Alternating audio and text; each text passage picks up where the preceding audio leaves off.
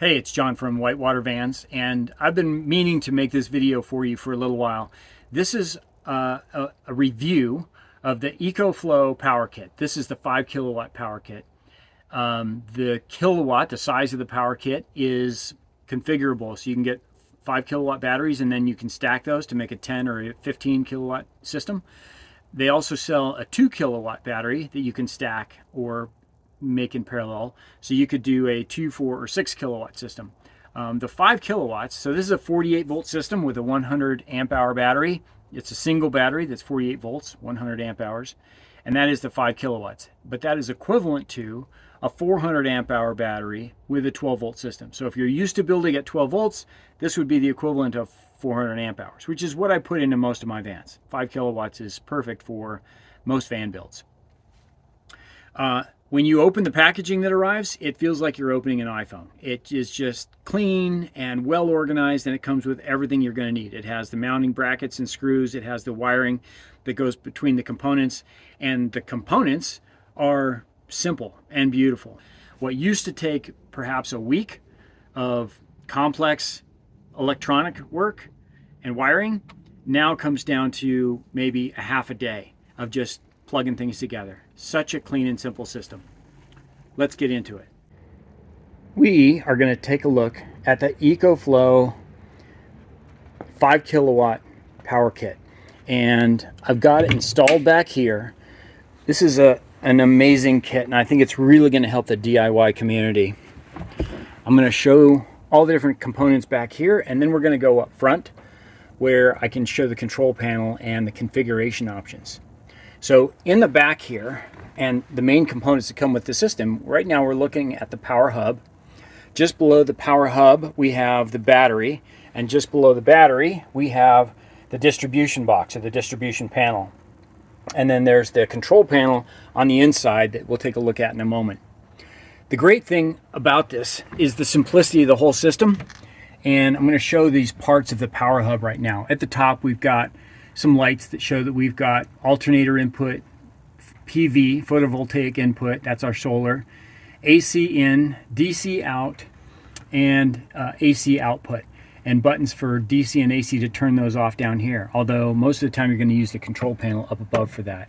Then there's a master power switch right down here that you can shut off the whole system. Inside of here is all of the electronics for your alternator charger, your solar charger, your inverter. All of the electronics and mechanics are inside this power hub, as well as all the fuses. Down below, we've got really nice plugs for the alternator input, the solar input, a second alternator or solar input, with a third plug there. We've got our battery input, which is the battery just below the unit, a second battery if you wanted to stack or add more batteries, a third battery so you can have up to 3, or as you can see, this could be a smart generator, or in my case, I'm going to plug in this extra wire you see for a 48 volt air conditioner to go up to the top. Then we have the AC input, which is shore power, shore charger, and we have a 20 amp output 110 volt plug right here. So really nice connections. The nice thing about those connections is you don't have to build all these custom wires and lug nut endpoints that you solder together and crimp down.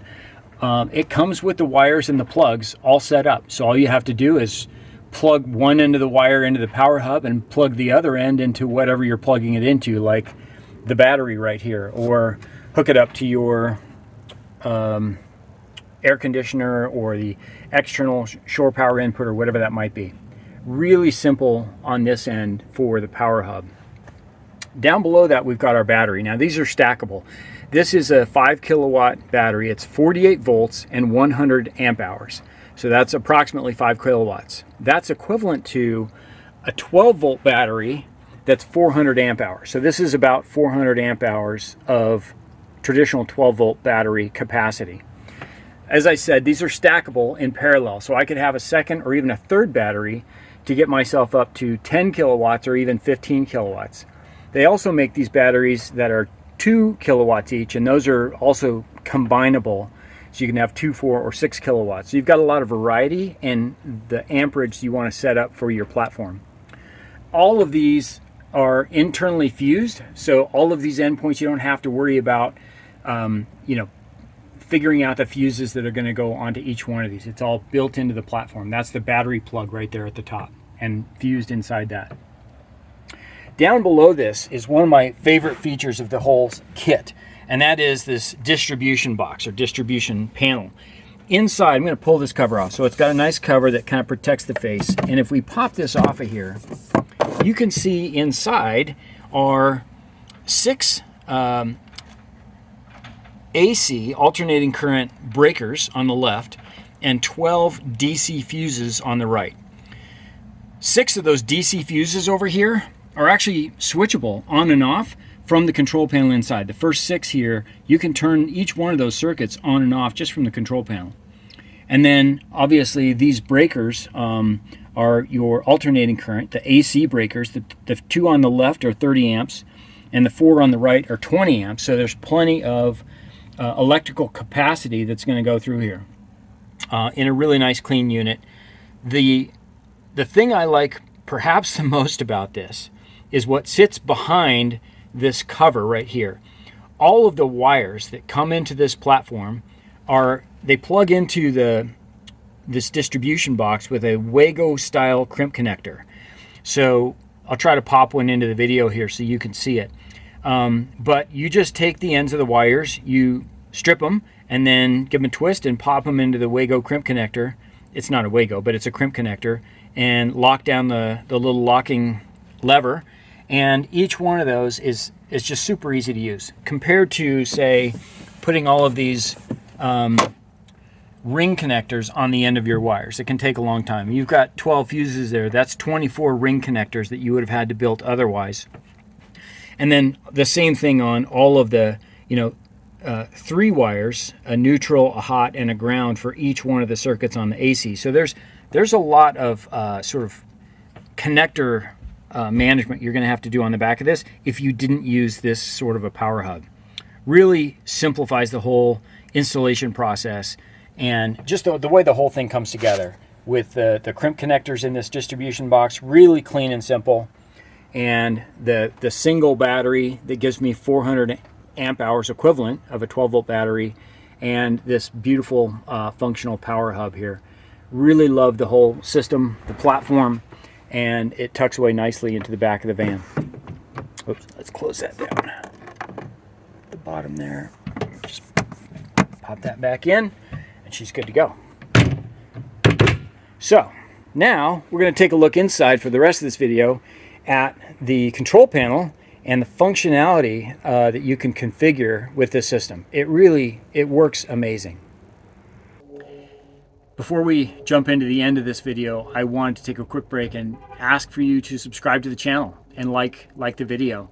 If this content is helpful to you, I enjoy putting these videos together so that you can learn how to do your own builds.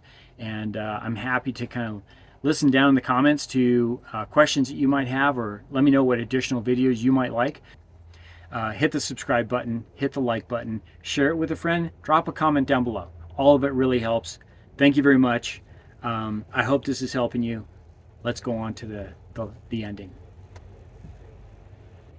Okay, we're inside the van, and we're going to take a look at the functionality of the control panel itself.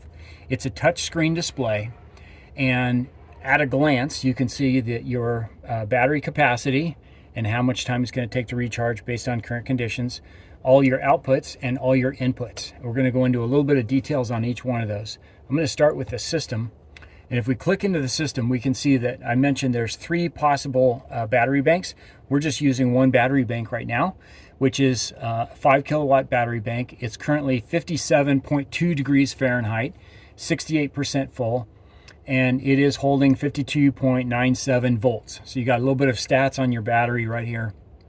These batteries have built-in heaters. So if it gets cold, the heater will automatically kick on. There's no changes or configuration that you have to do. It'll automatically kick on the heater if it gets cold and maintain the temperature of the battery so that it can take a charge and so that it can discharge. You can see over here a maximum of 100%. We're 68, and I've got a marker here down at 10. That's configurable. So if I jump in here to the settings, I can change the maximum charge level. It's currently set to 100, but if you want to have your maximum charge on your batteries at, say, 80 or 90 to maybe prolong the life of a lithium-ion battery, you can do that. You can also set the discharge level, which I have set to 10%. So when it gets down to 10%, it will automatically shut off all both AC and DC consumption from the battery to help preserve it. The heater can still function to maintain the battery at a functional temperature until it gets down to essentially an empty state, at which point the heater will turn off, the battery will freeze, and you'll have to warm up the whole system, just like any other battery system that you're going to use. But it gives you this nice discharge floor configuration. You also have the smart generator configuration when you want that to kick on or off if you have plugged in or used a smart generator. So a few settings general settings on the system itself. I'm going to click back into our primary control panel here. If I go into settings on the main panel, you've got brightness, wireless configuration, so this can talk to the internet, download all of its firmware updates. You've got Bluetooth configuration, because there's a really nice app that goes along with this where you can see all the stats and configure everything from the app as well. What language, a screen timeout here for this screen, I have it set to 30 minutes. Often I would just set it to 30 seconds. After you've done what you need to do, it'll automatically shut off after 30 seconds. When do you want the unit to time out? I have it set to 30 minutes. And that is 30 minutes with no use. And I'm going to talk about the use aspect of that in just a moment, whether you have DC or AC turned on. And then temperature units, a log if there's any system issues, and an about page that gives you the serial numbers of everything and the ability to perform your software and firmware updates. Back at the main panel, I want to look at the inputs. So on my input screen, I can see that I've got an alternator input, a solar input, a second solar or alternator input, which is not plugged in. We saw that in the back, and an AC input, which is shore charge. Each one of these can be turned on and off. Often, I don't want to charge from the alternator. I just want to charge from solar or a plug if I plug in to an external power cord, either from a generator or from a house or a campground or whatever it might be. So most of the time, I operate with solar and external AC. But if I want to charge from my alternator, I simply hit the button, and I can hit that button in the application as well. This is nice so that I don't burn out my alternator, and it alleviates me having to put these external switches somewhere else, like on the seat base or other places I might have put them in previous builds. I can also go into a specific input configurations here and allow the vehicle to charge while it's idling or not. I can set the AC, total input current. I have it set to 19 amps right now, just under a 20 amp circuit in my shop. But if you were going to plug into a 15 amp circuit somewhere, you could change that down to 15 amps. How many of those amps do you want to use for charging? And so you can specify that. And a great feature here, what's the alternator input current? So if you have a large alternator or a small alternator, or perhaps you want to leave the alternator on all the time, the charging from the alternator all the time, but you don't want to pull too much current, you can jump into the alternator input current and specify that down to whatever you might want. Like you might just leave it at 15 amps, and as you drive around, it'll only pull 15 amps from the alternator. Really slick configuration. In the past, you've got to buy different pieces of hardware to get to different currents that you can pull from the alternator. This just gives you a nice little software interface to select when you want to use it and how much you want to use. Great, great feature. All right, so, and we can turn each one of these on and off. So there's our input settings. Then if I jump to the output settings, in fact, let me jump back real quick here and turn on the lights in here. So my lights are now taking 21 watts, and I can see the 21 watts on the output. My AC circuits, all of my AC circuits, my inverter is turned off.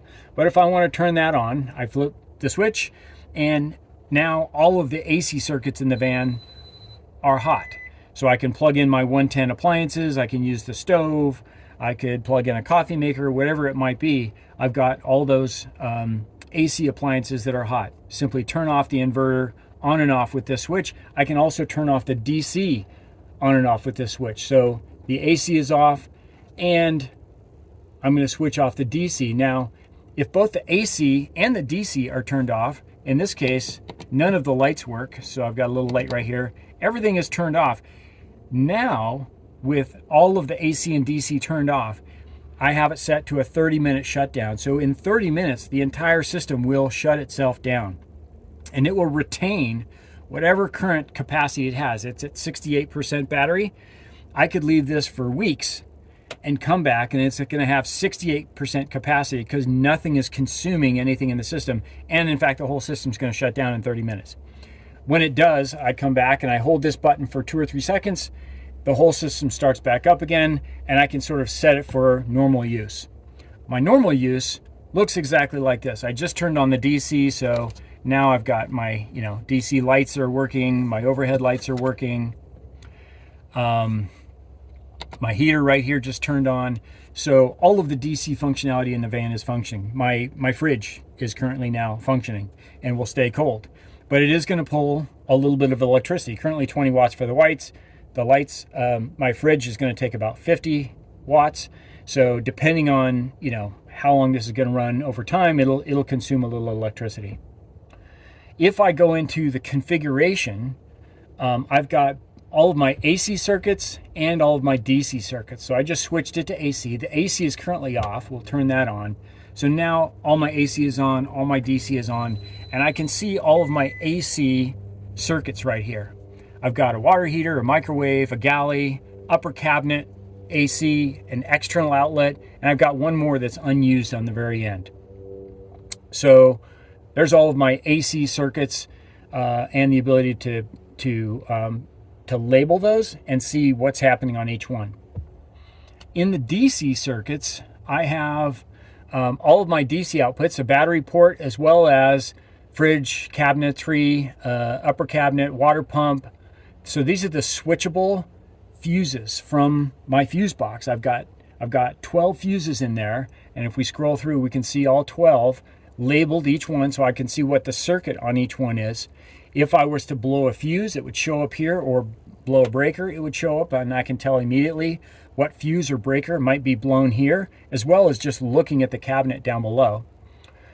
And the first 6 of these are switchable. So I could turn off my water pump right here, and I could turn off my fridge right here.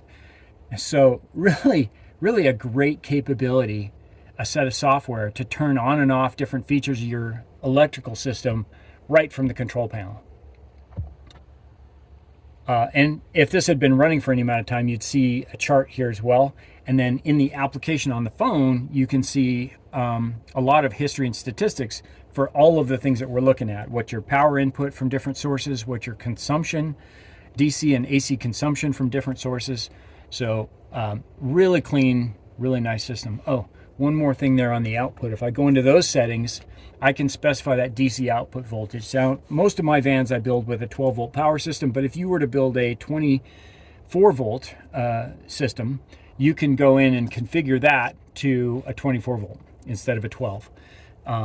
So lots of configuration options there in how you want to set up and use your system.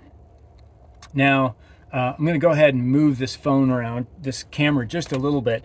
This power unit here also has a USB plug right here on the top and a second USB plug, if I can get to it, right over here on the side. That's a little bit tougher to see right over there, but there's another USB plug there.